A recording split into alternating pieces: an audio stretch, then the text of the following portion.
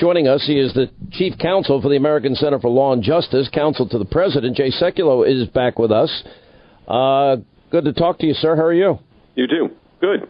I want to first go to the biggest question that everybody seems to now be asking, and it seems like a decision is in the process of being made, and that is whether the president, who had stated himself that he would not mind speaking to Robert Mueller, will in fact speak to Robert Mueller, which every attorney that I know is saying is a bad idea. You happen to be the president's attorney.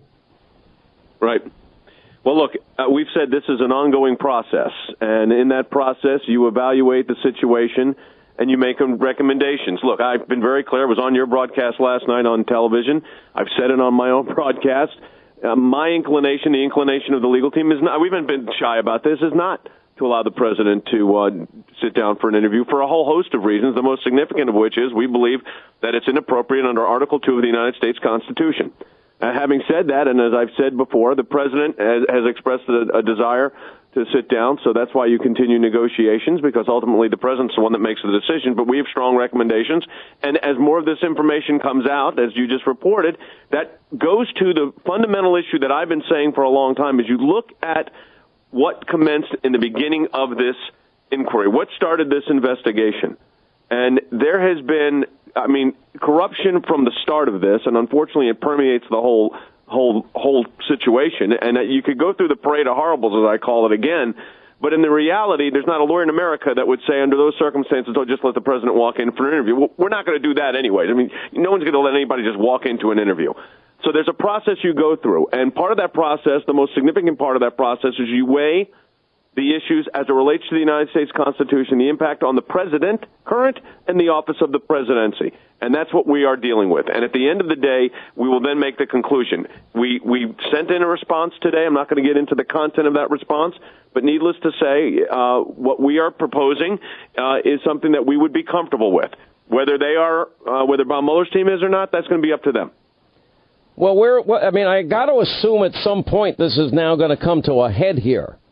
Is it coming to a head? Are we going to know for sure in a relatively short period of time? Or because as far as I can tell, and looking from the outside in, it seems like this has been going on now for quite a long time. So, look, if you look at it historically, it's not that long in the sense of the negotiation about an interview, because this is what happens in these kind of situations. There's a back and forth. But I've been practicing law a long time. I've represented you for a long time. Let's be realistic here. You know me, and you've known me for a long time as your friend and your lawyer. Yeah. I don't give dates. I don't say... No, and you're a very tough lawyer. Look, I love you both as a friend and a lawyer, and I know how tough you are, and I know you're very methodical, and I think I have a pretty good understanding of how you think. I just think, to me, look, you know how I feel about Robert Mueller. You know how I feel about Andrew Weissman. You know how I feel about, the team of Jeannie Ray. Why is she there? She worked for the Clinton Foundation. Andrew Weissman's track record. Right now we're watching the trial of the century. Paul Manafort is, this has nothing to do with Russia, nothing to do with collusion, nothing to do with the president, nothing to do with the campaign. But there's an indictment about tax charges from 2005. Judge Ellis in the case said this is to put the screws to Manafort so he'll sing or compose for the purpose of impeaching or prosecuting President Trump. That's Here's scary. The situation that we have. And this is what my colleague and friend Rudy Giuliani said. He said today that millions of pages of documents have already been given. Testimony from dozens of witnesses have been provided. And we're restating what we've been saying for a long time, and that is it's time for the Office of Special Counsel to conclude its inquiry without further delay. We believe that. We believe that we've been the most transparent of any type of presidential inquiry there's ever been. We've handed over, that's just from the White House side of 1.4 million documents. There's others as well. 1.4 million documents, campaign documents, part of that. There's a lot of documents, millions, and witnesses. So and there we've are allowed those witnesses to go. Hold it. And we've allowed those witnesses to go forward. And now they want to ask the president, what were you thinking when you fired James Comey? The answer to that is no. You don't get to ask that question in our view.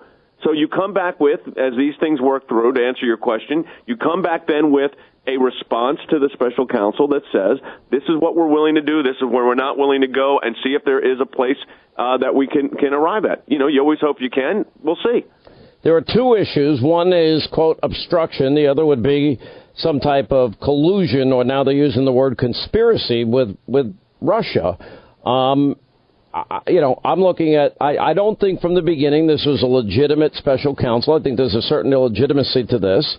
Number one, I think that politics... It started as a counterintelligence investigation and morphed into this other because why? Because there's not evidence of collusion with the Russians on the campaign. Okay, there's none. And what's frustrating to me is somebody that has been peeling every layer of the onion and pointing out that there is evidence of some Russian interference and collusion that nobody seems to want to pay attention to, and that's Hillary funneling money to a law firm, Perkins Coie, and Perkins Coie hiring Fusion GPS, and they're hiring a foreign agent by the name of Christopher Steele, and Christopher Steele is then, providing, salacious details that had never been verified about Donald Trump, as a matter of fact, now have been debunked, and that becomes the basis of a FISA warrant, and more importantly, that information is spread to the American people, which is nothing but propaganda, misinformation, and lies. And it was used to get a FISA warrant to spy on an American citizen who happened to be a campaign associate of Trump in an election year, Jay. Yeah, I call it the parade of horribles. You remember I was critical of James Comey when he intervened by, doing that whole stunt he did where he laid out all the facts and then said, I'm not going to, I don't think he should have said anything. Then he reopens it, then he closes it again. That kind of what he did there, as the Inspector General said, was wrong from the start and violated the internal rules and regulations of the United States Department of Justice. Now, we're still waiting for the IG report as it relates just to James Comey. But the issues of bias, all of this factors in. You have to look at all of this when it comes down to the question that everybody's debating today and talking about, and that is whether there will be an interview or not. And I think what we have to understand, and this is, I believe, in our view, as the president's lawyers here, that we have to look at all of these factors and then make the recommendation that we think is correct. And as I said, we're not inclined to have him sit down for an interview. That doesn't mean it won't happen, but that's not our inclination. And so far we have not, in our view, have not really seen anywhere near the standard. First of all, I think there's a whole prohibition under the Constitution. And then under the ESPY case, which I don't want to get in the weeds here, which is a case that governs the District of Columbia, there's a two-part standard. I don't believe they've met that. Having said that, the president has said he would like to interview, if possible. I hope at the end of the day he will, and I believe he will, listen to his lawyers. But we'll make an informed decision. Do I think it's coming sooner rather than later? Yes, but that's not an answer to your question on when. Sooner rather than later, yeah, I think. How does this end? I mean, I do think it's time for this to be put to bed. When do you think when does this end? I mean, and how do you think it ends? Well, it ends with a report. I mean, remember, this is not a trial. This is a report. There'll be a report. That report will say whatever they put in. We're drafting our own. As you can imagine, we've been involved in the evidence for over a year now on the legal side of this. And I think, as Rudy Giuliani said, there's still a lot of negotiating to be done if there's any kind of movement on a possibility of an interview. We'll see. Written questions would be as a form of an interview, too, and that there's a historic precedent for that. Lawrence Walsh did that with Ronald Reagan, so there's historic precedent for that. We'll see. I'm hopeful that it gets resolved quickly for the good of the country and for the fact that I really believe that there's no more witnesses to interview as far as we know. There's no more documents to turn over. That's where it is. Let me ask you. I want to say this. A demand to interview the president this is not like interviewing any other person that's a potential defendant in a case. It's the president of the United States, and the constitutional impact of that is very significant. So the Constitution is with the president, and if Mueller were to subpoena, what is that? Potentially a year or long fight that goes to the Supreme Court? Look, I mean, I came in this case because that's what I do is Supreme Court practice, and. Look, the constitutional issue here is significant. You'd go to a district court with a motion to quash. That would take a period of time. Then you go to a court of appeals, and then probably the entire court of appeals for the District of Columbia. It's called an en banc review, and then either side wins or loses. They'll take the case up on a petition for certiorari. That'll be argued for a period of time. Yeah, it could it could easily take a year. Let me ask you about. I don't know if that's where this goes. I think that maybe it does, but I'm hard pressed to me to believe that the Department of Justice would do that in light of their own policies and guidelines and in light of the existing precedent. All right, Jay, stay right there. Jay Sekulow, Chief Counsel, American Center for Law and Justice, Counsel for the President. All right, as we roll along, Sean Hannity Show, Jay Sekulow, Chief Counsel, American Center for Law and Justice, Counsel to the President. With all the talk about, what the president had said well over a year ago, that, at this meeting at Trump Tower, there might have been some talk about, oh, we've got some information on Hillary you might be interested in, which is perfectly legal, and every politician would take that call and meeting.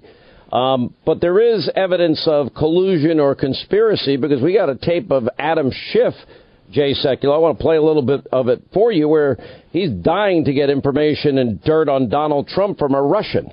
Okay, and so Buzova met with Trump in New York at some point after the 2013 Miss Universe yes, pageant. absolutely. And she got compromising materials on Trump after their short relations.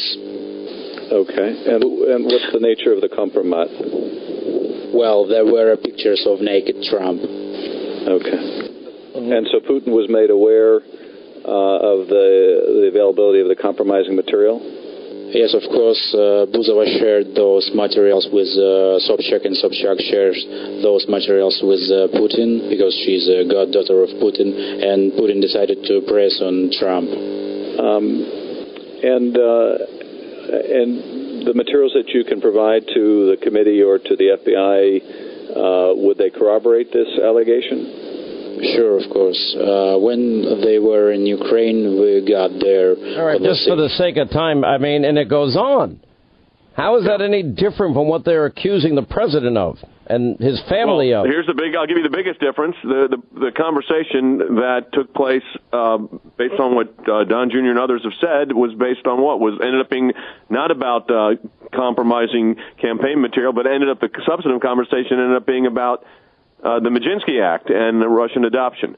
So there you have it. That would be and there's nothing illegal if somebody to meet with somebody. Oh, you got information on my opponent. What is it? Doesn't that happen every?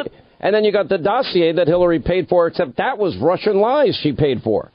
You know, here's what people do gloss over, and I think Alan Dershowitz has been really effective on this.